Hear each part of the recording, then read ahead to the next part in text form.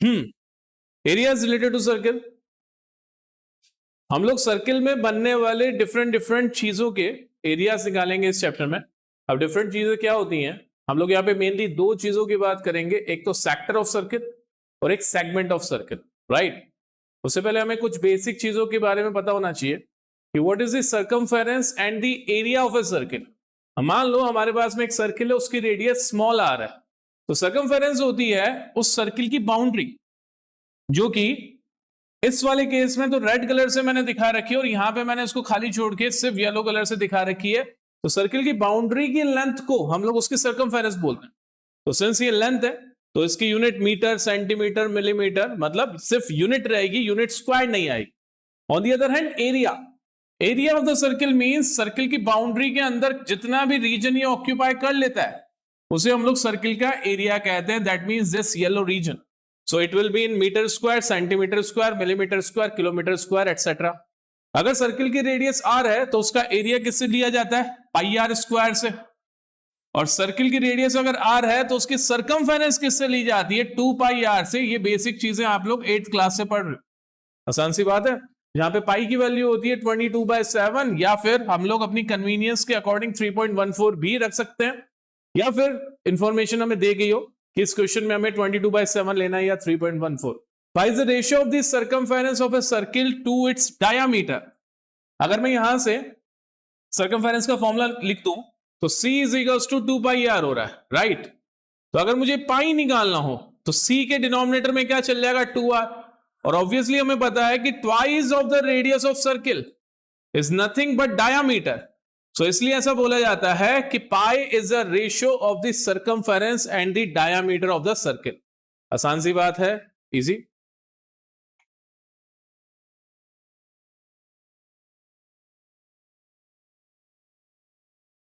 Arc of a circle किसी भी circle के सर्कमफेरेंस का एक ऐसा पार्ट जो कि उसके सर्कमफेरेंस पे रखे हुए दो पॉइंट्स के बीच में हो, वो कहलाती है arc of the circle.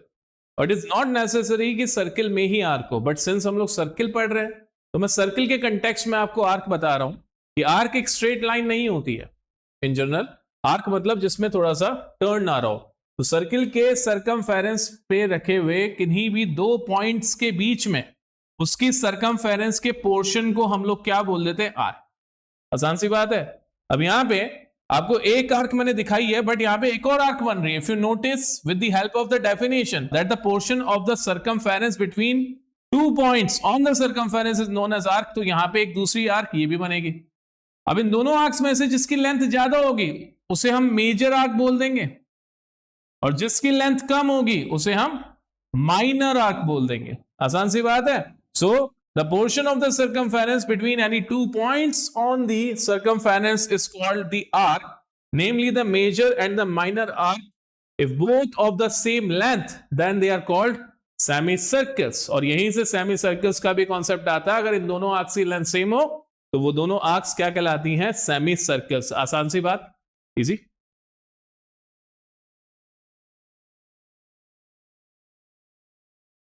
Sector of a circle, the area between any two radii and an arc of a circle is called sector of the circle. Circle की किसी भी दो रेडाई और उसकी आर्क के बीच में जितना एरिया होता है उसे हम सेक्टर ऑफ द सर्किल कहते हैं। आसान सी बात है। अब यहां पे भी कहानी सेम है। अगर आप देखो तो ये पर्टिकुलर रीजन, अगर इसमें इस रीजन को मैं ओ ए बी कह दूं, जहां पे ए और बी मेरे पॉइंट्स हैं, तो region O A B is bounded between these two radii O A O B and arc A B of the circle. तो एक सेक्टर बना बिकॉज ये दो रेडाई और आर्क के बीच में। सिमिलरली अगर आप इस येलो वाले पोर्शन को देखो तो येलो वाला पोर्शन भी तो इन दो radii O A O B और इस आर्क के बीच में, तो क्या ये भी सेक्टर होगा? बिल्कुल होगा। तो इस बड़े वाले सेक्टर को हम लोग बोल देंगे मेजर सेक्टर, और उस छोटे वाले सेक्टर को हम लोग क्या बोल देंगे, माइनर सेक्टर। तो कहानी सेम है, चाहे मेजर सेक्टर हो चाहे माइनर सेक्टर हो, ये सेक्टर्स सर्किल की दो रेडाई और उसके किसी एक आर्क के बीच में कन्फाइंड एरिया कहलाता है। आसान सी बात है। अब इसको निकाला कैसे जाता है? मान लो सर्किल की रेडियस आर है और इन दोनों रेडाई के बीच का एंगल थीटा है। So area of minor sector, याद रखना ये माइनर सेक्टर का फॉर्मूला बता रहा हूं मैं आपको, theta by 360 degree times pi r square. Theta ये एंगल होगा जो कि दोनों रेडाई के बीच में होगा, अपॉन 360 डिग्री जो कि कंप्लीट एंगल होता है, टाइम्स पाई आर स्क्वायर जो कि इस पूरे सर्किल का एरिया होगा। So area of minor sector will be theta by 360 times pi r square. अब अगर आपको एरिया ऑफ मेजर सेक्टर निकालना है तो इसका काम और भी आसान होता है। एरिया ऑफ मेजर सेक्टर निकालने के लिए जरा दिमाग लगाओ। अब वो क्या करना पड़ेगा, आपको पूरे सर्किल के एरिया में से इस एरिया को सबट्रैक्ट करना पड़ेगा। So area of circle which is pi r square minus theta by 360 times pi r square. अब अगर आप चाहते हो तो इन दोनों में से पाई आर स्क्वायर को आप कॉमन ले सकते हो। So that will give you pi r square then 1 minus theta upon 360 degree. But मैं रिकमेंड करूंगा आप इसको लॉजिक से याद रखो, फॉर्मूला से याद मत रखो, फॉर्मूला तो अपने आप बन जाएगा। ठीक है। So area of minor sector is theta by 360 times pi r square and area of major sector is total area of the circle minus area of the minor sector of the circle. आसान सी बात है, easy.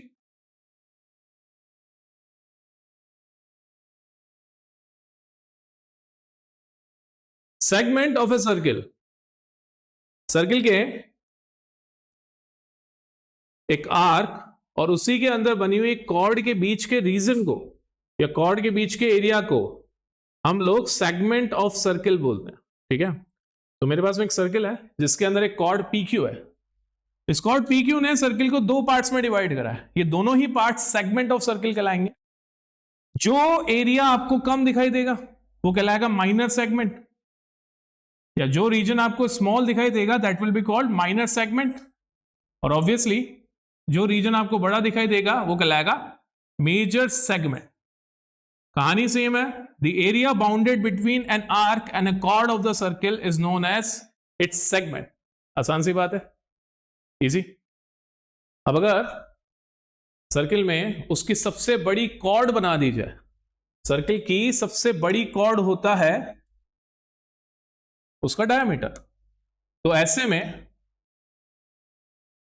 जो दो segment बनेंगे उनमें से ना तो कोई मेजर होगा ना कोई माइनर होगा, ये दोनों ही सेगमेंट सेमी सर्किल बनाएंगे। तो ऐसे में दोनों ही सेगमेंट का एरिया इक्वल आएगा। आसान सी बात है। अब अगर आपने माइनर सेगमेंट का एरिया निकाल लिया और मेजर सेगमेंट का आप एरिया निकालना चाहते हैं तो आप क्या करेंगे, पूरे सर्किल के एरिया में से माइनर सेगमेंट के एरिया को सबट्रैक्ट करेंगे।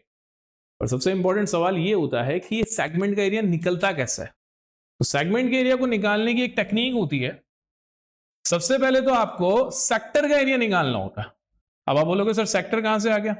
अगर मैं ये जो दो पॉइंट्स हैं, these are the ends of the chord P and Q, इन्हें अगर मैं सर्किल के सेंटर से ज्वाइन करवा दूंगा तो ये दोनों लाइंस, ये दोनों रेडाई बन जाएंगे। तो हमारा OP, और अगर मैं यहां पे एक Y लेबल कर दूं तो OPYQ will become a sector. तो सबसे पहले हमें क्या निकालना पड़ेगा? सेक्टर का एरिया निकालना पड़ेगा।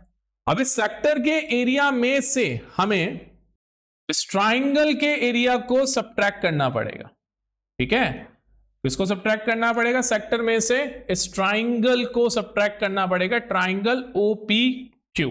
तो जैसे ही मैं सेक्टर के एरिया में से इस ट्राइंगल को सबट्रैक्ट कर दूंगा तो मेरे पास में क्या आ जाएगा? Area of this segment. आसान सी बात है। तो एरिया ऑफ सेगमेंट के लिए मैं यहां पे फॉर्मूला बना के लिख रहा हूं, that area of segment is equals to area of sector minus area of triangle।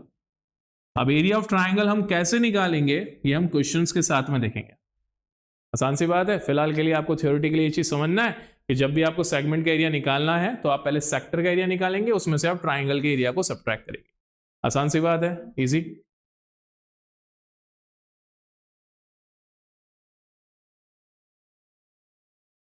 Example number 1.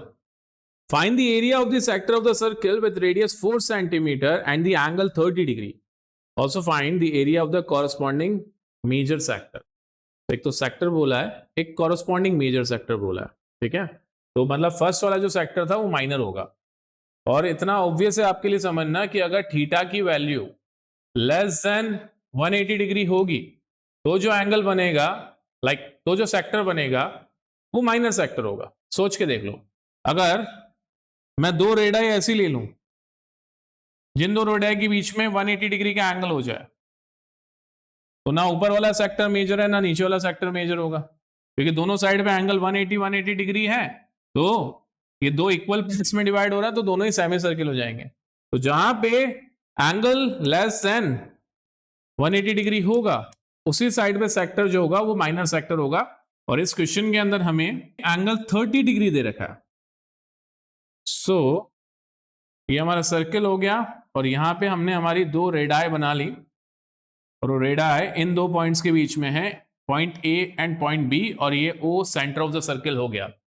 यहाँ पे सर्किल की रेडाई है 4 सेंटीमीटर, मतलब सर्किल की रेडियस है 4 सेंटीमीटर और angle between these two radii is 30 degree. So area of corresponding sector मतलब area of minor sector की बात चल रही है यहाँ पे। तो यहाँ पे मैं लिखने वाला हूं एरिया ऑफ सेक्टर और सेक्टर का नेम मैं लेने वाला हूं OAB। So that will be theta by 360 degree times pi r square। Theta की वैल्यू कितनी हो गई 30 by 360 degree, then pi we can take 22 by 7 और if it is given 3.14 तो हम लोग 3.14 ले लेंगे। then r का स्क्वायर, r कितना था 4 सेंटीमीटर, 4 का स्क्वायर कर दिया। So 0 से 0 cancel, 3 से 36 12 times cancel, so it will give you 1 by 12 times 3.14 times 16, 4 3s are 12, 4 4s are 16, 3 1s are 3.04, 1.04 times 4 कितना हो जाएगा 4.16 centimetre square. This will be the area of minor sector. अब आपको एरिया ऑफ मेजर सेक्टर निकालना मतलब इसका area. So area of major sector के लिए आप क्या करते हो, आप पूरा सर्किल का एरिया निकालते हो, area of circle minus area of minor sector.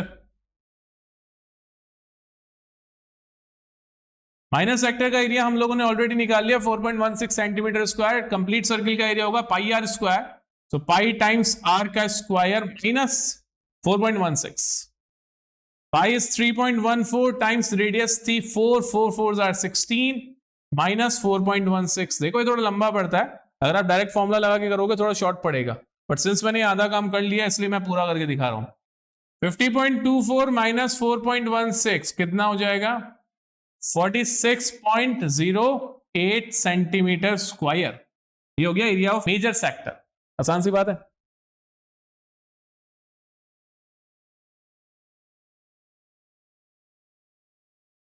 Find the area of the segment AYB shown in the figure if radius of the circle is 21 centimeter and angle AOB is 120 degree. Use pi is equals to 22 by 7। तो कभी भी आपको segment निकालना हो तो segment निकालने का तरीका होता है, पहले तो आप सेक्टर निकालेंगे और उस सेक्टर में से ट्राइंगल के एरिया को सब्ट्रैक्ट करेंगे। ठीक है, तो सबसे पहली चीज यहां पे रेडियस इज 21 सेंटीमीटर, साथ ही साथ जो एंगल बन रहा है कॉर्ड जो एंगल सर्किल के सेंटर पे सबटेंड कर रही है that is 120 degree. This is hour angle, that angle is 120 degree. तो थीटा कितना हो जाएगा 120 डिग्री। बोला गया है स्पेसिफिकली पाई आप 22 by 7 लो। सो यहां पे हमें मांगा गया है एरिया ऑफ सेगमेंट AYB। ये निकालने के लिए आपको सबसे पहले एरिया ऑफ सेक्टर निकालना पड़ेगा, दैट इज OAYB माइनस आपको करना पड़ेगा एरिया ऑफ ट्राइंगल OAB।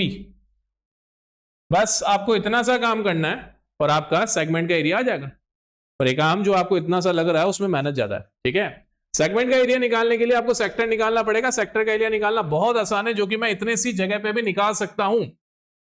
तो हम लोग वहीं पे एरिया ऑफ सेक्टर निकाल लेते हैं इस स्पेस में। तो area of sector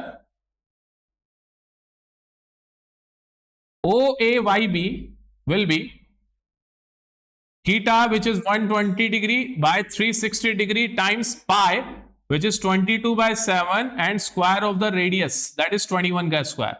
120 by 360, 3 sevens are 21, तो 22 by 21 times 21 times 21, 21 से 21 कैंसिल हो गया, तो 22 by 21 कितना हो जाएगा? 462 सेंटीमीटर स्क्वायर. ठीक है, आसान सी बात है. अब हम जा रहे हैं ट्राइंगल का एरिया निकालने के लिए. अब इस ट्राइंगल का एरिया निकालना ही इस चैप्टर में सबसे ट्रिकी काम है. ये ट्राइंगल ना तो एक राइट एंगल ट्राइंगल है जिसको आसानी से आप half into base into height से फिगर आउट कर लो, ना ही इस ट्राइंगल की आपको तीनों साइड्स दे रखी हैं. अगर ट्राइंगल की आपको तीनों साइड्स मिली होती हैं तो आप क्या लगाते हो? हेरोन्स फॉर्मूला, और उसकी हेल्प से आप ट्राइंगल का एरिया निकाल सकते हो. अब यहां पे हमें कुछ स्टेप्स को फॉलो करते हुए इसका बेस और परपेंडिकुलर निकालना पड़ेगा, सो दैट हम यहां पे half into base into height का फॉर्मूला लगा सकें. तो अभी ये ट्राइंगल उल्टा दिखाई दे रहा है, तो इसको इमेजिन करना थोड़ा टफ होगा, इसलिए मैं इस ट्राइंगल को सीधा बनाने वाला हूं एक बार, और सीधा बना के मैं कुछ स्टेप्स करूंगा. उस स्टेप से आपको समझ में आएगा कि ट्राइंगल का एरिया कैसे निकाला जाता है इस पर्टिकुलर क्वेश्चन में.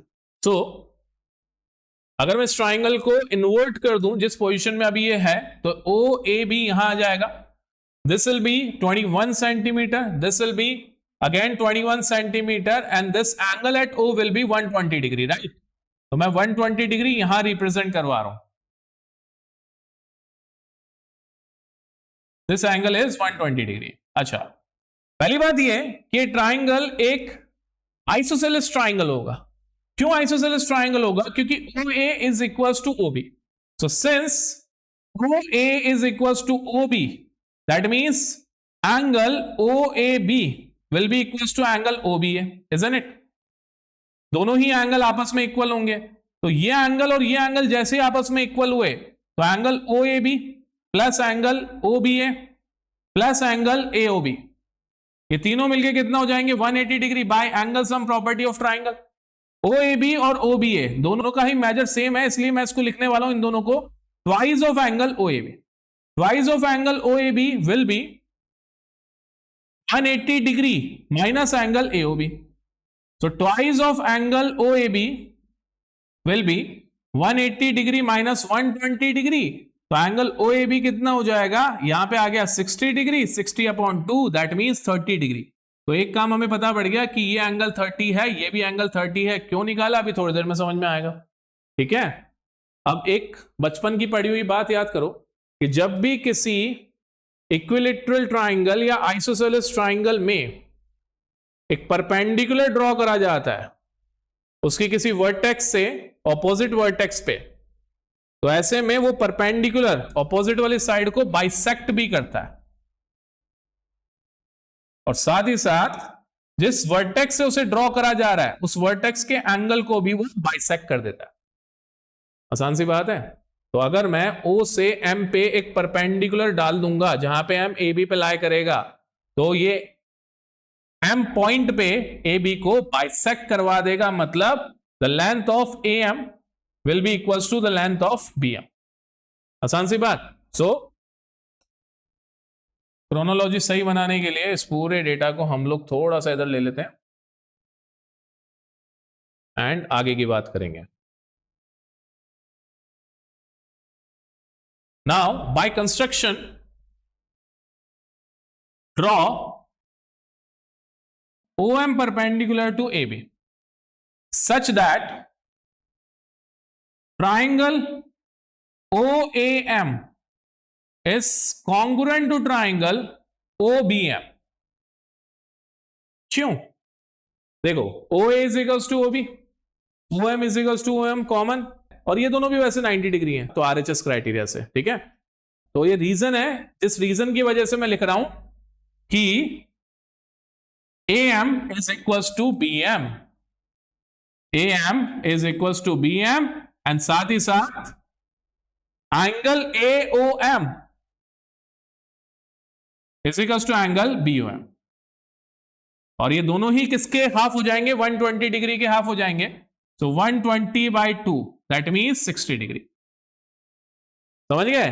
तो ये तो मैंने आप लोगों को डायरेक्टली बता दिया था कि जब भी मैं एक परपेंडिकुलर ड्रॉ करूंगा तो वो सामने वाली साइड को बाइसेक्ट करेगा, एंगल को भी बाइसेक्ट करेगा किसी भी इक्विलेटरल ट्राइंगल में, आइसोसेलेस ट्राइंगल में। ये उसका रीजन है, बिकॉज ऑफ दिस क्राइटेरिया। भूल जाओ थोड़ी देर के लिए मैंने आपको एम और बीएम इक्वल बताया, भूल जाओ मैंने आपको ये दो एंगल बाइसेक्ट होते हुए बताया। मैंने सिर्फ ये बोला कि I have drawn a perpendicular on A B from O, right. अब आपके पास में तीन चीजें क्या क्या है? एक तो ये एक राइट एंगल ट्राइंगल बन गया, ये एक राइट एंगल ट्राइंगल बन गया। दोनों राइट एंगल ट्राइंगल्स की ऑपोजिट साइड मतलब हाइपोटेनियस सेम है, और दोनों ही राइट एंगल ट्राइंगल में सिर्फ एक साइड कॉमन है, वो सेम है। तो कौन सा क्राइटेरिया लगा? आरएचएस। उस आरएचएस क्राइटेरिया से क्या क्या प्रूफ हो गया? That AM is equals to BM और angle AOM is equals to angle BOM। समझ गए? तो ये पहली बार आप क्वेश्चन कर रहे हो, इसलिए मैं सारी चीजें पहले बता रहा हूं। नेक्स्ट क्वेश्चन से हम लोग सीधा ड्रॉ करके सारे जो रिजल्ट्स है वो डायरेक्टली लिखेंगे। आसान सी बात है। अब हमारा टारगेट था एरिया ऑफ ट्राइंगल निकालना। क्या टारगेट था? Area of triangle. उसके लिए हमें क्या चाहिए? हमें एक राइट एंगल ट्राइंगल बनता हुआ दिखाई दे रहा है। इसमें अगर हमें OM मतलब इसकी हाइट और साथ ही साथ AB ये पता पड़ जाए तो हम क्या लगा सकते हैं? Half into base into height. तो अब हम लोग जा रहे हैं छोटे से ट्राइंगल AOM में। सो इन ट्राइंगल AOM, अब इस ट्राइंगल के अंदर मुझे पता पड़ गया कि ये एंगल 60 डिग्री है। इस 60 डिग्री वाले एंगल के ऑपोजिट वाली साइड कौन हो जाएगी? परपेंडिकुलर। और हाइपोटेनियस कौन हो जाएगा? 21 सेंटीमीटर, जो कि रेडियस है। तो अगर मैं यहां पे साइन के लिए, सॉरी 60 डिग्री के लिए साइन का रेशियो लगा दूं, 60 डिग्री मतलब एंगल AOM के लिए साइन का रेशियो लगा दूं, तो ये क्या बना के देगा मुझे? MA upon OA। तो यहां से MA कितना आ गया? MA आ गया OA विच इज 21, साथ में sine 60 degree, isn't it? 21 sine 60 degree. साथ ही साथ अगर मैं साइन 60 की वैल्यू भी पुट कर दूं तो कितना हो जाएगा? 21 टाइम्स √3/2 सेंटीमीटर। ये हमें मिल गया इस ट्राइंगल का बेस, मतलब छोटे वाले ट्राइंगल का, OMA का। अब मुझे लेकिन AB चाहिए, तो AB के लिए मुझे बस इसको डबल करना पड़ेगा, तो उसके ऊपर मैं बाद में आऊंगा। सिमिलरली अगर मैं सेम ट्राइंगल में 60 डिग्री के लिए कॉस का रेशियो लगा दूं, फिर से in triangle AOM cos of 60 degree, तो कॉस ऑफ 60 क्या बन जाएगा? Base that is OM upon hypotenuse, मतलब एडजेसेंट अपॉन हाइपोटेनियस। सो OM अपॉन OA। सो cos 60 होता है, अच्छा नहीं पहले तो OM हो जाएगा OA that is 20 times cos 60। तो OM कितना बन गया? 21 टाइम्स cos 60 विच इज 1/2। तो ये हो गया 21/2। आसान सी बात है। अब देखो हमारे पास में ये OM हाइट आ गई है, हमारे पास में AM बेस आ गया ट्राइंगल OMA का, मगर मुझे ट्राइंगल OAB का एरिया निकालना था, तो मुझे AB चाहिए। AB निकालने के लिए मुझे क्या करना पड़ेगा? सिंपली इसका डबल करना पड़ेगा। सो यहीं पे मैं MA के नीचे AB निकाल रहा हूं। AB is twice of MA, तो ट्वाइस ऑफ MA मतलब इस वैल्यू को जैसे मैं 2 से मल्टीप्लाई करूंगा तो 21√3 टाइम्स 2 कितना हो जाएगा? 21√3 सेंटीमीटर। जगह कम है इसलिए थोड़ा छोटा लिख रहा हूं, 21√3 सेंटीमीटर। अब हमें चाहिए area of triangle AOB। So area of segment निकालने के लिए हमें सेक्टर का एरिया तो मिल गया था जो कि 462 था, 462 सेंटीमीटर स्क्वायर यहां लिख रहा हूं। साथ ही साथ एरिया ऑफ ट्राइंगल OAB वो मैं यहां निकाल लेता हूं। एरिया ऑफ ट्राइंगल OAB कितना हो जाएगा? Half into base. देखो इसका बेस क्या है? AB की वैल्यू कितनी आ गई? 21√3 टाइम्स हाइट। हाइट कितनी है इसकी? 21/2। तो कितना बन जाएगा ये? 21 टाइम्स 21 441, 441√3/4। तो ये हो गया 441√3/4। एक बार को तो वैल्यू हमारे सामने आ गई है। एनसीईआरटी में शायद इसका एलसीएम लेके लिखा हुआ है, देख लो। ये दे रखा है, ये एलसीएम लेके दिखा हुआ। अब इसका आप एलसीएम लोगे, एलसीएम लेके करोगे तो आपकी फाइनल वैल्यू आ जाएगी जो एनसीईआरटी में दे रखी है। तो मल्टीप्लाई करा तो 1848 माइनस 441√3 अपॉन 4। तो उसको मैं आगे की तरफ लिख लेता हूं। This will be the area of this segment. आसान सी बात। थोड़ा लंबा लगा? लंबा है। इसका शॉर्टकट भी है जो कि मैं अगले क्वेश्चन में सिखाऊंगा। फिलहाल के लिए आप ये लंबा करोगे।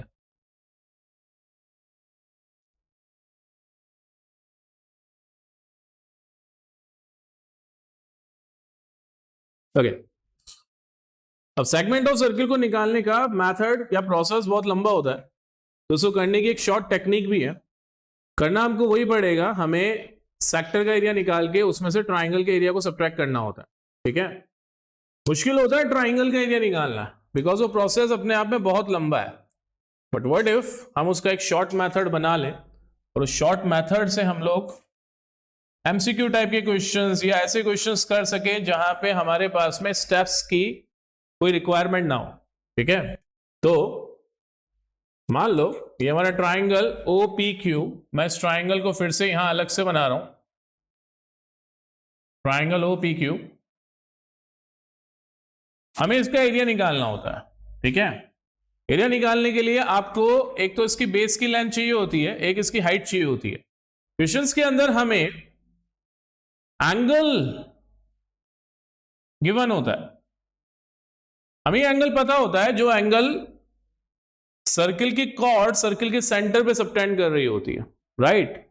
और कॉर्ड और सर्किल के आर्क के बीच के एरिया को ही हम लोग सेगमेंट बोलते हैं, रीजन को हम सेगमेंट बोलते हैं, उसी को हम लोग ढूंढ रहे होते हैं। सो मान लो ये एंगल थीटा है। फिर से हमने एक क्वेश्चन में करके देखा था कि हम यहां से एक परपेंडिकुलर डालते हैं, तो ये परपेंडिकुलर ऑपोजिट साइड को एक तो बाइसेक्ट करता है, राइट, दूसरा ये इस एंगल को भी बाइसेक्ट कर देता है। तो हो ना हो ये इतना एंगल हो जाएगा θ/2 होगा। आसान सी बात है, ये एंगल कितना हो जाएगा θ/2, इजी। अब हम लोग इस ट्राइंगल OPM में, इन ट्राइंगल OPM थोड़ी सी ट्रिग्नोमेट्री लगाएंगे फॉर दिस एंगल θ/2। अगर मैं लिखता हूं sin θ/2, तो sin θ/2 क्या बन जाएगा, PM/OP, राइट। और यहां से PM की वैल्यू क्या आ जाएगी, PM आ जाएगा OP टाइम्स sin θ/2।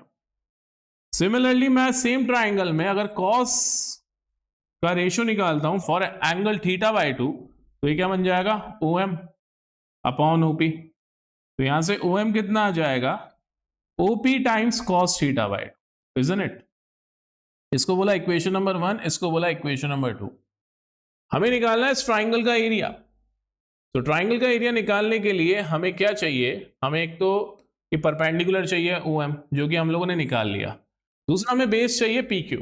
एक्चुअल में PQ जो है ना वो PM का डबल होता है, बिकॉज PM प्लस MQ से मिलके कौन बना है, PQ। यहां पे हमें ऑलरेडी पता है कि इस परपेंडिकुलर की वजह से PM और MQ दोनों इक्वल होंगे, राइट। सो PQ की वैल्यू कितनी हो जाएगी, twice of PM, that will be twice of OP times sin θ/2, isn't it. आसान सी बात है, बस हमें एरिया ऑफ ट्राइंगल निकालना है। तो एरिया ऑफ ट्राइंगल के लिए हमारे पास में उसका बेस आ चुका है PQ, हमारे पास में उसका परपेंडिकुलर आ चुका है OM। So area of triangle OPQ that will be half into base is PQ, that is twice of OP times sin θ/2, and then its perpendicular OM is OP times cos θ/2, right। अब आप एक चीज notice करो, ये भी OP है, ये भी OP है। OP एक्चुअल में क्या था, OP था radius of the circle, radius था, यहां से देखो OP is radius of the circle. So area of triangle OPQ will be half of twice of radius square, क्योंकि OP और OP दोनों ही रेडाई है, आर्क का स्क्वायर हो जाएगा, मल्टीप्लाई हो रहे हैं, साथ ही साथ sin θ/2 टाइम्स cos θ/2। इधर आप इस फॉर्मूला को एज इट इज यूज कीजिए, या फिर इस फॉर्मूला का भी एक छोटा सा मॉडिफिकेशन होता है 11th क्लास की एक आइडेंटिटी से। उस आइडेंटिटी का प्रूफ आप 10th क्लास में ट्रिग्नोमेट्री में ऑलरेडी कर चुके हो, और वो आइडेंटिटी होती है sin 2a की, that sin 2a is equals to 2 sin a cos a। Moral of the story, sin 60 degree अगर मैं निकाल रहा हूं तो वो इक्वल आएगा sin 30 cos 30 के। जितना यहां पे एंगल होता है उसके हाफ एंगल यहां लिखने होते हैं हमें इस आइडेंटिटी में। तो देखो यहां पे मुझे 2 मिल रहा है, sin θ/2 मिल रहा है एंड cos θ/2 मिल रहा है, तो हो ना हो मैं 2 sin θ/2 एंड cos θ/2 को लिख सकता हूं sin ट्वाइस ऑफ θ/2। जिसमें 2 से 2 कैंसिल हो जाएगा, तो अपेरेंटली ये जो 2 sin theta by 2 cos theta by 2 है, ये कन्वर्ट होके आ जाएगा डायरेक्टली sin थीटा, और बाकी की चीजें एज इट इज रहेंगी। यहां पे आर स्क्वायर है, r square as it is रहेगा, 2 नीचे एज इट इज रहेगा, तो ये बन जाएगा हमारा एरिया ऑफ ट्राइंगल OPQ। ठीक है, आरडी के अंदर इस स्टेप से सॉल्व करा हुआ है। आप लोगों को जब भी MCQs या डायरेक्ट क्वेश्चन करने होंगे, आप ट्राइंगल का एरिया डायरेक्टली कैसे निकालेंगे, r square by 2 sin theta. अब यहां पे थीटा क्या होगा, ये पर्टिकुलर एंगल। अब यहां पे एक और कैच है कि कभी कभी ये एंगल मोर देन 90 डिग्री दे दिया जाता है, जैसे 120 डिग्री। तो ऐसे में आपको साइन की टेबल याद होनी चाहिए आगे की, कि साइन 120 कितना होता है, साइन 150 कितना होता है। तो वैसे बहुत बड़ी चीज नहीं है, साइन 120 होता है जितना साइन 60 होता है, दैट इज √3/2। तो साइन 120 की वैल्यू होती है √3/2। साइन 120 मैं यहां पे लिख देता हूं, दैट इज √3/2। और साइन 135 होता है जितना साइन 45 होता है, दैट इज 1/√2। साइन 150 होता है जितना साइन 30 डिग्री होता है, दैट इज 1/2। तो शॉर्ट ट्रिक्स के लिए आपको ये 3 वैल्यूज याद रखनी है, इसके अलावा और कोई वैल्यू नहीं आएगी। आइदर 0 से लेकर 90 के बीच की वैल्यूज आएंगी, 90 से बड़ी वैल्यू आएंगी तो इन 3 के अलावा नहीं आएंगी। आसान सी बात है। तो आप ये फॉर्मूला यूज करो या ये फॉर्मूला यूज करो, दोनों सेम है, बस वो एक स्टेप पहले रोक लिया गया है, इस बात का ध्यान रखते हुए कि बच्चों को 90 डिग्री से ज्यादा की वैल्यूज नहीं पता होती। तो यहां पे ऑब्वियसली जो भी एंगल होगा उसका हाफ आपको पुट करना, दैट इज अगर ये 120 है तो 120/2 एंड 120/2, तो आप 60 की वैल्यू तो आपको आती है। और अगर आपको ये आगे की वैल्यूज पता है तो आप डायरेक्टली ये भी लगा सकते हैं। कहां पे, MCQ टाइप के क्वेश्चंस में, जहां पे आपको कैलकुलेशंस नहीं दिखानी है, बस कैलकुलेशन करनी है खुद के आंसर्स के लिए। आसान सी बात है, इजी।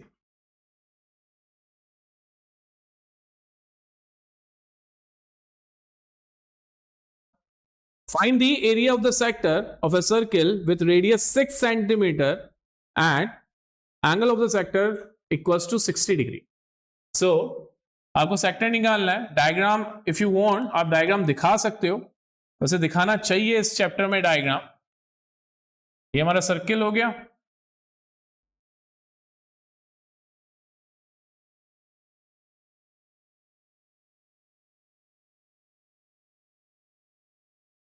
ये 2 रेडाई हो गए, इनके बीच का एंगल हो गया 60 degree.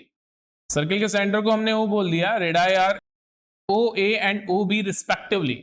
The length of the radii are 6 centimeter. We need to find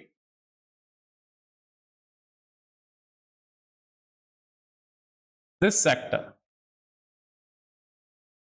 इससे स्पेसिफिकली बोला जहां पे 60 डिग्री का एंगल बन रहा है, आप वो वाला सेक्टर निकालेंगे। इजी। सो फॉर्मूला लगाते हैं, डायरेक्ट आंसर निकलेगा यहां पे।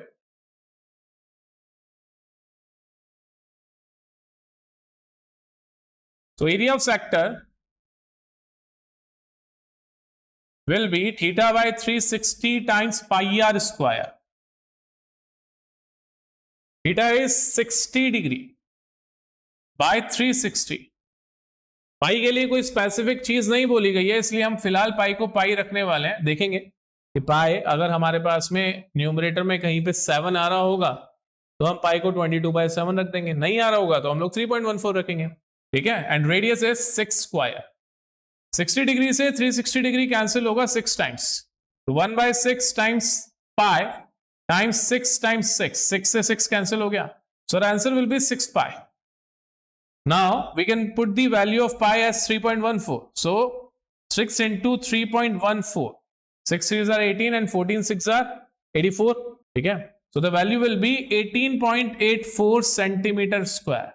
अब अगर सेम क्वेश्चन में हमसे मेजर सेक्टर भी पूछा जाता तो हम क्या करते हैं, हम लोग पूरे सर्किल का एरिया निकाल के उसमें से माइनर सेक्टर को सब्ट्रैक्ट कर देते, या फिर हम डायरेक्टली एक फॉर्मूला लगाते, एरिया ऑफ मेजर सेक्टर का, that would have been pi r square times 1 minus theta by 360 degree. Easy. तो हम लोग इससे डायरेक्टली कर सकते थे, तो करके देखना। इजी क्वेश्चन में इन चीजों को ट्राई करोगे तो टफ क्वेश्चंस में अटकोगे नहीं। ठीक है, इसी में मेजर सेक्टर भी निकाल के देखना है आप लोगों को इस फॉर्मूला से।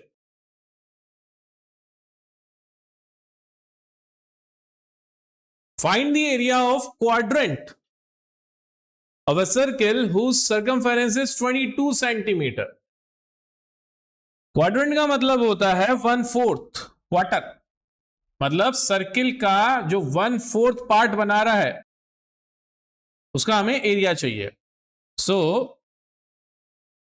क्वाड्रेंट कैसे बनते हैं? जब दो एक्सिस एक दूसरे को परपेंडिकुलरली कट करती हैं तो वो एक्सिस किसी प्लेन को 4 क्वाड्रेंट्स में डिवाइड करती हैं। ये वाली कहानी तो आपको याद होगी, कोऑर्डिनेट थ्योरी में पढ़ी थी सबने। सो सर्किल में क्वाड्रेंट का मतलब क्या होगा? अगर सर्किल के ये दो डायामीटर्स एक दूसरे को इंटरसेक्ट कर दें और ये डायामीटर एक दूसरे के परपेंडिकुलर हों, तो ये दो डायामीटर एक्चुअल में सर्किल को 4 इक्वल क्वाड्रेंट्स में डिवाइड करेंगे। जैसा कि हम लोग एक पिज्जा लेके आते हैं और उसमें 4 स्लाइसेस होती हैं, तो वो हर स्लाइस जो होती है वो एक सेक्टर होता है। सोच के देखो, सेक्टर होता है ना, और वो पिज्जा के अगर 4 इक्वल पीसेस हम लोग कर दें तो वो सेक्टर किसके इक्वल होता है? 1/4 ऑफ पिज्जा के इक्वल होता है। तो उसको हम लोग क्या बोल सकते हैं? आइदर क्वार्टर और the quadrant of the circle. Quarter is 1/4, right. तो हमें यहां से पता पड़ गया कि हो ना हो थीटा की वैल्यू, या फिर मैं बोल सकता हूं for quadrant theta is equals to 90 degree. आसान सी बात है। अब इस सर्किल में हमें एज डेटा इसकी सर्कमफेरेंस गिवन है। So circumference of the circle is actually 2 pi r होती है, और हमें इसकी सर्कमफेरेंस कितनी दे रखी है? 22 सेंटीमीटर। तो हम लोग यहां से आर निकाल सकते हैं, बिल्कुल निकाल सकते हैं। तो आर कितना हो जाएगा? 22/2 पाई। पाई के लिए मैं फिर से क्या पुट कर दूंगा? 22/7, राइट। 7 ऊपर चला जाएगा, तो 22 से ये 22 कैंसिल, और रेडियस कितनी आ जाएगी? 7/2। तो इधर मैं इसको 7/2 यूज कर लूंगा, या फिर 3.5 सेंटीमीटर भी यूज कर सकता हूं। ठीक है, अब मुझे क्या निकालना है? इस एक क्वाड्रेंट का एरिया, किसी भी एक क्वाड्रेंट का एरिया, और सारे क्वाड्रेंट्स के एरिया इक्वल ही आएंगे। सो area of quadrant that will be theta by 360। अब यहां पे सिंस क्वाड्रेंट हमने बोल ही दिया है तो थीटा बोलने की जरूरत नहीं है, हमें सीधा बोलना 90/360 times pi r square. 90/360 automatically 1/4 हो जाता है, तो वो भी इस बात को मैच कर रहा है कि हम क्वाड्रेंट जो बोल रहे हैं वो 1/4 of the area of circle को ऑक्यूपाई करेगा। आसान सी बात है। तो आप इधर क्वाड्रेंट के लिए एंगल 90 डिग्री बोल दो, या 90 डिग्री एंगल के लिए आप क्वाड्रेंट समझ लो, जैसे मर्जी आपको याद करना आप कर सकते हो। ठीक है, so 1/4 times of pi r square. Pi की वैल्यू हम लोग फिर से 22/7 लेने वाले हैं, और रेडियस को मैं यूज कर रहा हूं 7/2 का whole square. So it will give us 1/4 times 22/7 times 7 times 7 upon 2 times 2।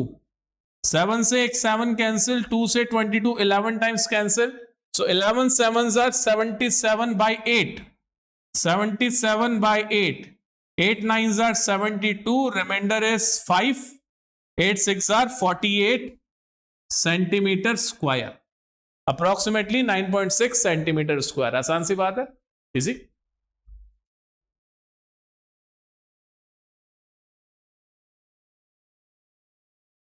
The length of the minute hand of a clock is 14 centimeter. Find the area swept by the minute hand in 5 minutes. तो बहुत ही basic सा question है, बस आपको थोड़ा सा clock के बारे में पता होना चाहिए कि क्लॉक काम कैसे करती है। क्लॉक तो सबने देखी हुई ना। तो हमने ले ली एक हमारी क्लॉक। अब क्लॉक में हैंड्स का मोशन अलग अलग होता है। जो सेकंड वाला हैंड होता है वो अपना एक पूरा चक्कर लगाता है, मतलब 1 रेवोल्यूशन इन 60 सेकेंड्स, राइट। अच्छा, आप खुद सोच के देखो, कोई भी 1 हैंड ऑफ द क्लॉक जब पूरा रेवोल्यूशन करके वापस ओरिजिनल पोजीशन पे आ जाएगा, मान लो मैंने 12 से स्टार्ट करा था रेवोल्यूशन, तो फिर से घूम के 12 पे आ गया, तो इसने कितना एंगल सबटेंड करा होगा? तो पहली चीज जो आपको याद रखनी है कि total angle is always 360 degree. अब फर्स्ट अगर मैं इसमें सेकंड वाले हैंड की बात करूं तो सेकंड वाला हैंड जो होता है वो 60 सेकंड में 1 रेवोल्यूशन करता है, मतलब 360 डिग्री का एंगल कवर करेगा। 1 रेवोल्यूशन मतलब 360 डिग्री, आसान सी बात है। तो 1 सेकंड में कितना एंगल सबटेंड करेगा वो क्लॉक के सेंटर पे, that will B 360 degree by 60, so that will become in 1 second it subtends the 6 degree of angle at the centre. अब अगर कोई आपसे बोलता है कि बताओ 10 सेकंड में कितना एंगल बनाएगा, तो आप मल्टीप्लाई कर लोगे इसको, दैट 60 डिग्री। कोई बोलता है 30 सेकंड्स में कितना बनाएगा, फिर से मल्टीप्लाई कर लोगे आप इसको, कितना बन जाएगा 180 डिग्री, आसान सी बात है। ऐसे ही अगर हम मिनट वाले हैंड की बात करें तो minute hand it takes 60 minute to complete 1 revolution and 1 revolution has 360 degree of angle, right? तो 1 मिनट में मिनट वाला हैंड इस क्लॉक के सेंटर पे कितना एंगल सबटेंड करवा देगा, दैट विल बी 6 डिग्री। अब अगर कोई हमसे बोले कि मिनट वाला हैंड 5 मिनट्स में कितना एंगल सबटेंड करेगा, तो 1 मिनट में 6 डिग्री एंगल सबटेंड कर रहा है, तो 5 मिनट में कितना एंगल सबटेंड करेगा, 5 टाइम्स 6 डिग्री मींस 30 डिग्री, आसान सी बात है, इजी। और अगर साथ ही साथ हमें उस मिनट वाले हैंड का लेंथ भी पता हो, कि लेंथ भी पता हो, तो हम लोग उसकी वजह से जो सेक्टर बना है उसका एरिया भी निकाल सकते हैं, आसान सी बात है। तो हमारे लिए जो एरिया रिक्वायर्ड होगा वो एक सेक्टर का एरिया है, और दूसरी बात उस सेक्टर के लिए जो रेडियस ली जाएगी वो किसकी लेंथ को लिया जाएगा, मिनट वाले हैंड की लेंथ को लिया जाएगा, आसान सी बात है। तो हमारे इस क्वेश्चन में मिनट वाले हैंड की लेंथ है 14 सेंटीमीटर, तो रेडियस हो जाएगी, और थीटा की वैल्यू कितनी हो जाएगी 30 degree. So area swept by minute hand in 5 minutes will be theta by 360 times pi times 14, मतलब r का स्क्वायर पहले तो, फिर 14 पुट करेंगे। So theta is 30 degree by 360 degree, pi को हम लोग 22/7 यूज करेंगे क्योंकि हमारी रेडियस कितनी आ रही है 14 सेंटीमीटर, तो हमें पता है 14 7 से कैंसिल हो जाता है, 2 टाइम्स कैंसिल हुआ, साथ ही साथ 30 से 360 डिग्री कितनी बार कैंसिल हो जाएगा 12 टाइम्स, 2 से 12 6 टाइम्स कैंसिल हो गया, 2 से ये 3 टाइम्स कैंसिल, यहां 11 आ गया, तो हमारे पास में फाइनल वैल्यू कितनी आ जाएगी 14 टाइम्स 11/3। 3 से हम लोग 14 को भी कैंसिल कर सकते हैं, 3 4s are 12, then 3 6 are 18, तो 4.66 51.33 centimeter square. This will be the area subtended by the minute hand of length 14 centimeter under 5 minutes. आसान सी बात है। और ऐसे अगर आपके लिए क्वेश्चन में आर एंड की बात पूछ ली जाए तो आर एंड थोड़ा अलग होता है, वो सारा रेवोल्यूशन मतलब 1 राउंड कितने टाइम में कवर करता है 12 आवर्स में। सो आर वाला हैंड जो होगा वो 12 आवर्स में 360 डिग्री कवर करेगा, तो 1 आवर में वो कितना कवर करता है 360 degree by 12, that means 30 degree. और 30 डिग्री का ये जो डिफरेंस होता है ना वो इन दो लाइंस के बीच में होता है, ठीक है। सो 30 डिग्री में आर वाला हैंड सिर्फ इतना सा पोर्शन कवर करेगा, ठीक है, जो कि हमें 5 मिनट्स की फॉर्म में दिखाई देता है क्लॉक्स में। आसान सी बात है, तो बहुत बेसिक सी मैथ्स है, लगाना सीख जाओ जितना जल्दी हो सके।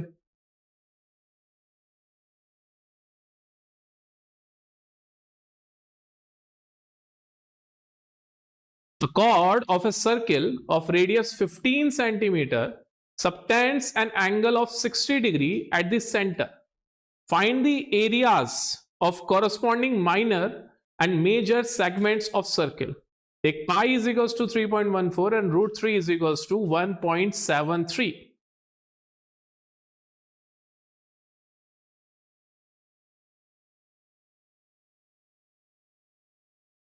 एक सर्किल है, उसकी रेडियस 15 सेंटीमीटर दे रखी है, वहां पे एक ना कॉर्ड है, वो कॉर्ड उस सर्किल के सेंटर पे 60 डिग्री का एंगल सबटेंड कर रही है, तो हम भी वो कॉर्ड बना लेते हैं। तो मान लो ये हमारी कॉर्ड है ए बी, सर्किल के सेंटर पे 60 डिग्री का एंगल सबटेंड कर रही है, मतलब ये वाला angle, angle A C B is equals to 60 degree, right. ये अपने को गिवन है। सर्किल की रेडियस है 15 सेंटीमीटर। हमें इसमें क्या पूछा गया है, find the areas of corresponding minor and major segment. Minor segment और मेजर सेगमेंट का हमें एरिया चाहिए। सेगमेंट कहां होते हैं, सेगमेंट वो रीजन होता है जो कि सर्किल की सर्कमफेरेंस और सर्किल की एक कॉर्ड के बीच में हो। तो हमें इस वाले सेगमेंट का एरिया चाहिए, राइट। यहां पे मैं एक पॉइंट और ले लेता हूं, ए वाई बी। तो हमें क्या चाहिए, area of segment A Y B. So area of segment A Y B कैसे निकलेगा, पहले हम फॉर्मूला बना रहे हैं इसका। देखो, जब भी किसी सेगमेंट का एरिया निकालना होता है तो हमें सबसे पहले सेक्टर का एरिया निकालना होता है, देन उसमें से ट्राइंगल के एरिया को सब्ट्रैक्ट करना पड़ता है। सो एरिया ऑफ सेक्टर, कौन सा सेक्टर हो जाएगा इस केस में, ए सी बी वाई, ए सी बी वाई या ए सी बी भी बोल सकते हो उसको, minus area of triangle ABC.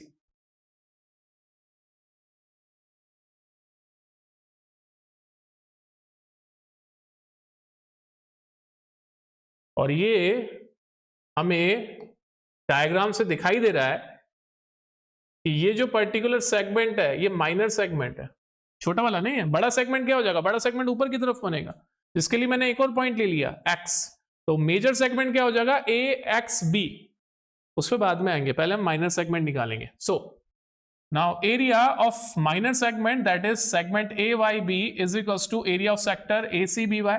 Sector का एरिया कैसे निकलता है, theta upon 360 degree times pi r square, minus triangle के एरिया का शॉर्टकट क्या था, half r square sine theta. आसान सी बात है। इस केस में थीटा हमें कितना दे देगा, 60 अपॉन 360 डिग्री। हमें स्पेसिफिकली बोला गया है कि पाई की वैल्यू हमें 3.14 यूज करनी है। Radius of circle is 15 centimetre, तो 15 का स्क्वायर माइनस हाफ, फिर से 15 का स्क्वायर एंड साइन 60 हो जाएगा यहाँ पे, क्योंकि थीटा कितना है, 60 डिग्री। साइन 60 होता है √3/2। मैं लिख देता हूं that sine 60 degree is nothing but √3/2। तो आप देख रहे हो √3 की वैल्यू भी दे रखी है हमें, सो पूरी हेल्प मिल रही है। So area of segment A Y B is equals to, इसको कैंसिल करा, कितना आ गया, 1/6, देन 3.14, देन 15 टाइम्स 15। स्क्वायरिंग इसलिए नहीं कर रहा हूं क्योंकि 3 से ये 2 टाइम्स कैंसिल हो रहा है, 3 से ये 5 टाइम्स कैंसिल हो रहा है, 2 से 3.14 1.57 टाइम्स कैंसिल होता है। जब बहुत बार क्वेश्चंस कर लोगे तो ये वैल्यूज याद होनी शुरू हो जाएंगी। माइनस अगेन 1/2, 15 का square is 225 and sine 60 degree is √3/2। अब हम लोग बस वैल्यूज पुट करेंगे एंड सॉल्व करेंगे। 15 5s are 75, 75 into 1.57 माइनस 225, √3 की वैल्यू है 1.73 अपॉन 4। अच्छा, एक इंटरेस्टिंग फैक्ट बताना चाहता हूं मैं तुम लोगों को। जब ये वैल्यूज दे रखी हो ना, तो ये समझ जाना कि आपको पूरा सॉल्व करना है, छोड़ना नहीं है। अगर रूट्स की वैल्यू नहीं दे रखी हो ना, तो आप रूट में छोड़ सकते हो, राइट। तो ये आ रहा 117.75 माइनस 97.3125, सब्ट्रैक्ट करेंगे, final value will be area of minor segment that was A Y B is 20.4375 centimetre square. ये आ गया एरिया ऑफ माइनर सेगमेंट। अब आपको एरिया ऑफ मेजर सेगमेंट निकालना है। क्या करोगे, पूरे सर्किल के एरिया में से इतने से सेगमेंट को सब्ट्रैक्ट करना, ठीक है। सो यहां निकाल देता हूं छोटा सा, ये area of major segment will be pi r square, मतलब area of circle, minus area of minor segment जिसकी वैल्यू हमारे पास में आ चुकी है 20.43. So पाई की वैल्यू 3.14 कही गई है, radius was 15 centimetre minus 20.43, so 3.14 times 225 minus 20.43, 706.50 minus 20.43, subtract करेंगे 686.0625 सेंटीमीटर स्क्वायर। तो सेगमेंट के लिए कुछ नहीं है, स्टेप्स हैं, आपको स्टेप्स एग्जैक्टली फॉलो करने हैं, सेगमेंट निकल जाएंगे बड़ी आसानी से, इजी।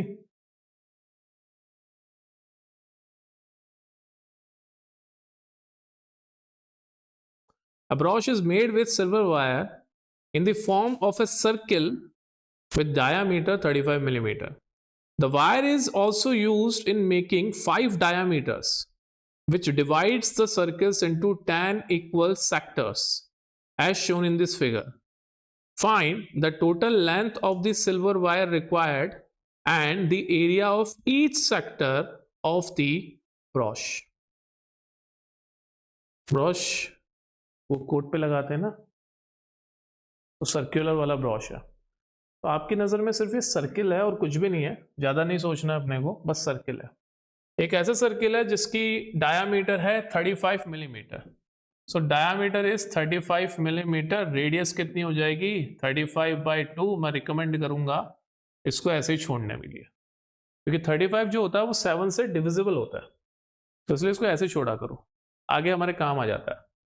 हमें दो चीजें पूछी गई हैं, the total length of the silver wire required. Total length of silver wire क्या होगी, सिल्वर वायर कहां कहां लगी पहले तो वो समझो। एक तो लगी है इसकी बाउंड्री बनाने में, मतलब इसके सर्कमफेरेंस बनाने में, और दूसरी लगी है ये इसके 5 डायामीटर्स को बनाने में। ये 1 डायामीटर लाइक फर्स्ट डायामीटर, ये सेकंड डायामीटर, ये थर्ड डायामीटर, ये फोर्थ डायामीटर और ये 5th डायामीटर।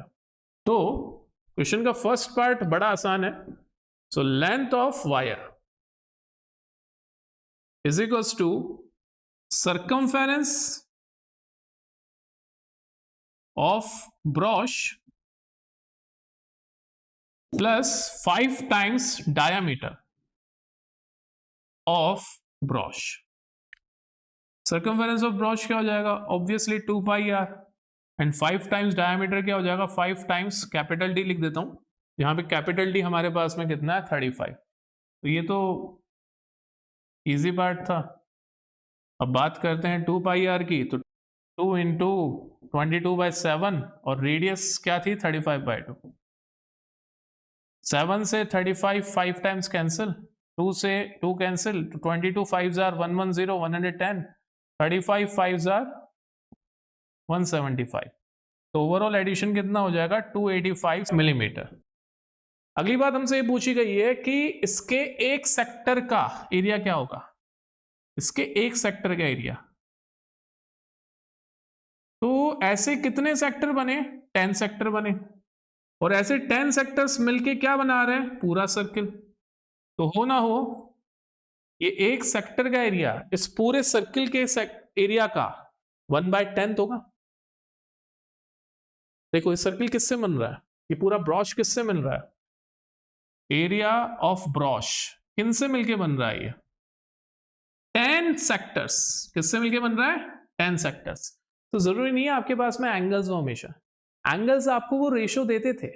जब आप θ/360 लिखते थे तो आपको रेशो मिलता था कि किस रेशो में कोई सेक्टर पूरे एरिया को डिवाइड कर रहा है, या वो सेक्टर का एरिया पूरे सर्किल के एरिया के किस रेशो में, राइट। हमें तो यहाँ पे साफ साफ विजिबल है कि यहाँ 10 सेक्टर मिलके एक पूरा ब्रॉश का एरिया बना रहे हैं, लाइक कंप्लीट ब्रॉश को क्रिएट कर रहे हैं। तो हमें एंगल की रिक्वायरमेंट नहीं थी, कभी भी एंगल मिल जाता था तो काम शॉर्टकट हो जाता था। ये उससे भी शॉर्ट है। जब हमें साफ दिख रहा है कि एक चीज 10 इक्वल पार्ट्स में डिवाइड हो रही है, तो उसका एक पार्ट का जो एरिया होगा वो टोटल एरिया का क्या हो जाएगा, divide by 10। So area of one sector will be 1/10 of area of ब्रॉश। तो बस वैल्यूज पुट करनी है। तो area of one sector is equals to 1/10 of pi r square. कहीं जगह है क्या हमारे पास? यहाँ है. तो सेकेंड पार्ट के लिए मैं यहाँ कंटिन्यू कर रहा हूँ. Area of one sector will B 1/10 of 22/7 and radius थी हमारे पास में 35/2 का whole square. So 1/10 22/7 35 times 35 times 35 by 2 times 2. देखो 7 से 35 5 times कैंसिल, 5 से 10 2 times कैंसिल, अगेन 2 से 22 11 times कैंसिल. तो हमारे पास क्या बचा? 35 times 11 by 4. 35 times 11 होता है 385. So 385 by 4. 4 9s are 36. 4 6s are 24. Decimal लगाया. 4 2s are 8 and then 4 5s are 20. So 96.25 millimetre square. ये है एक सेक्टर का एरिया.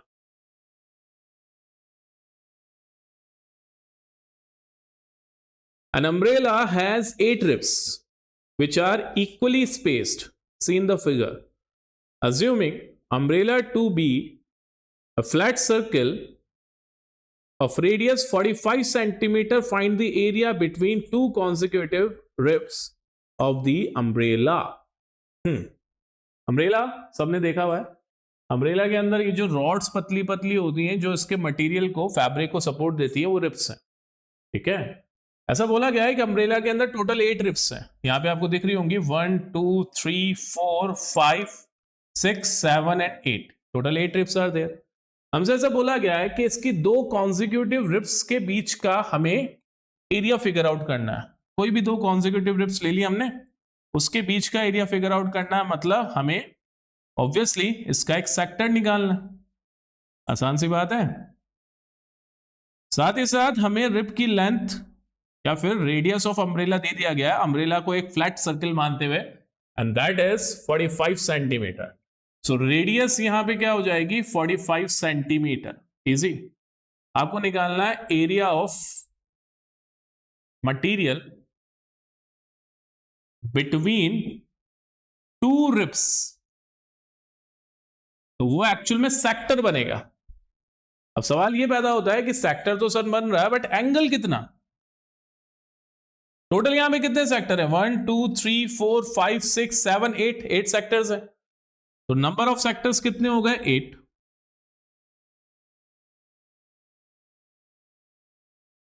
टोटल एंगल कितना हो जाता है किसी भी सर्किल का? 360 डिग्री. अब ये हर सेक्टर अपना अपना एक एंगल ले रहा है और ये एंगल सब बराबर होंगे, इक्वली स्पेस नहीं है. तो थीटा की वैल्यू यहां पे क्या हो जाएगी? 360 डिग्री अपॉन 8. अगर आप डायरेक्टली सोचो भी तो ये पूरा सर्किल 8 सेक्टर से मिलके बन रहा है. तो एक सेक्टर का एरिया कितना हो जाएगा? 1/8 of the area of the circle. ये बनेगा ना. तो मैं भी वही दिखाने वाला हूं आपको, मैं इसलिए इसको सॉल्व नहीं कर रहा हूं. ठीक है. सो now area of sector that is theta by 360 times pi times 45 centimetre का स्क्वायर. थीटा मेरा कितना हुआ है ऑलरेडी? 360 degree by 8. ऑलरेडी नीचे 360 डिग्री है. पाई टाइम्स 45 का स्क्वायर. 360 डिग्री से 360 डिग्री कैंसिल होगा. देखो क्या बचा है? 1/8 of pi r square. That means this is area of the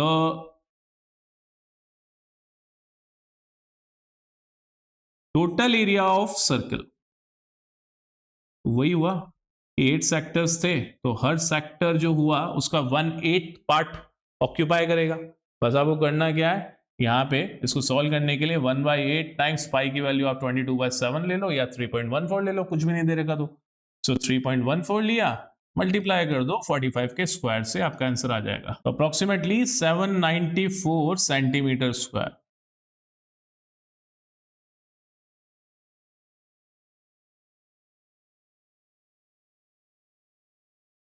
A round table cover has 6 equal designs as shown in the figure.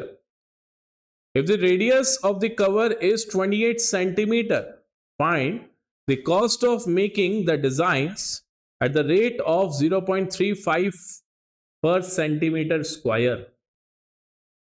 Round table cover है, cover का shape कैसा है, राउंड।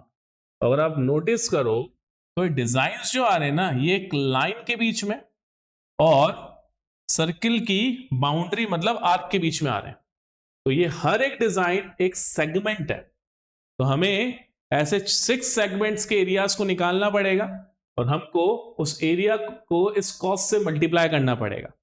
एरिया हमें सेंटीमीटर स्क्वायर में निकालना होगा because हमें cost भी सेंटीमीटर स्क्वायर में दे रखी है।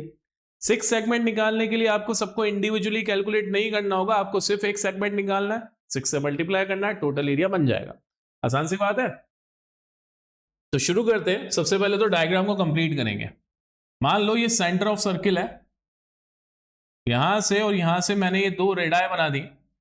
इसको मैंने ए पॉइंट बोला, इसको मैंने बी पॉइंट बोला। ऑब्वियस सी बात है कि अगर 6 सेगमेंट्स बन रहे हैं तो एक सेगमेंट कितना एंगल सबटेंड करेगा सेंटर पे, that will B 360 degree by number of segments, so that will give you 60 degree. ये आपकी फर्स्ट प्रॉब्लम सॉल्व हो गई कि एंगल कितना सबटेंड कर रहा है, 60 डिग्री। साथ ही साथ इस टेबल क्लॉथ की जो रेडियस है वो 28 सेंटीमीटर है। तो ये दूसरी प्रॉब्लम थी हमारी कि रेडियस इज 28 सेंटीमीटर। तो सेगमेंट निकालने के लिए फॉर्मूला क्या होता था, area of one segment that will be area of sector minus area of triangle. तो area of segment will be area of sector का एरिया क्या हो जाएगा, theta by 360 degree times pi r square. और area of triangle हम लोग कैसे निकाल सकते हैं, r square by 2 times 2 sine theta by 2 dot cos theta by 2। ये फॉर्मूला हम लोग यहां पे डायरेक्टली यूज कर सकते हैं। ठीक है, यहां पे थीटा की वैल्यू क्या हो जाएगी हमारे लिए, 60 डिग्री। तो बस वैल्यूज पुट करनी है।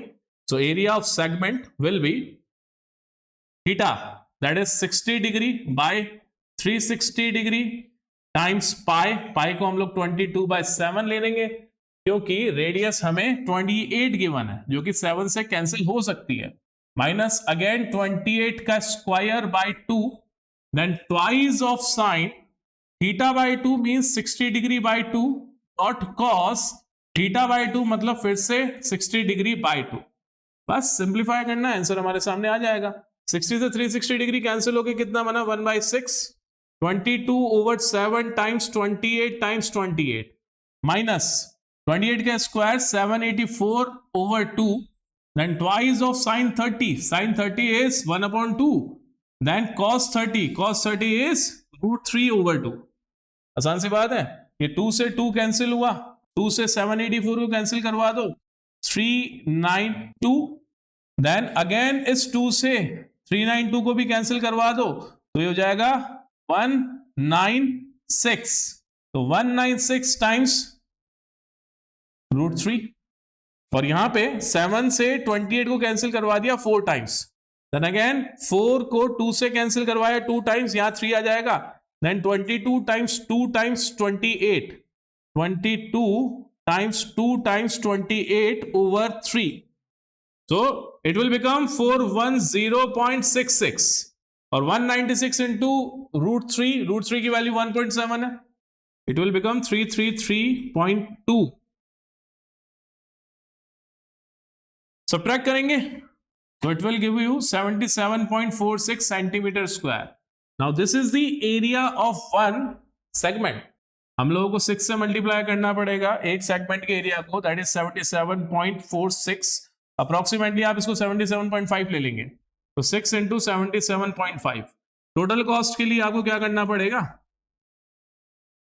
0.35 से इस वैल्यू को मल्टीप्लाई करना पड़ेगा, दैट इज 6 इंटू 77.5, 162.75 रुपीज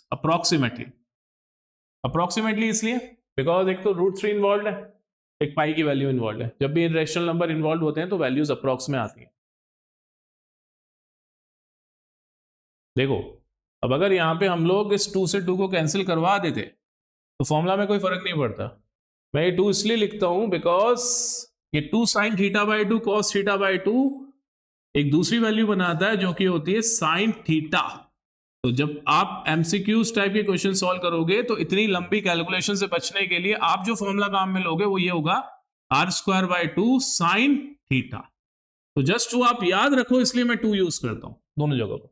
आपको अगर डायरेक्टली यही लगाना है सिर्फ एक ही फॉर्मूला, तो आप इस 2 से 2 को काट दो, आपके लिए डायरेक्टली ट्राइंगल का एरिया का फॉर्मूला बन जाएगा r² sin θ/2 इंटू cos θ/2।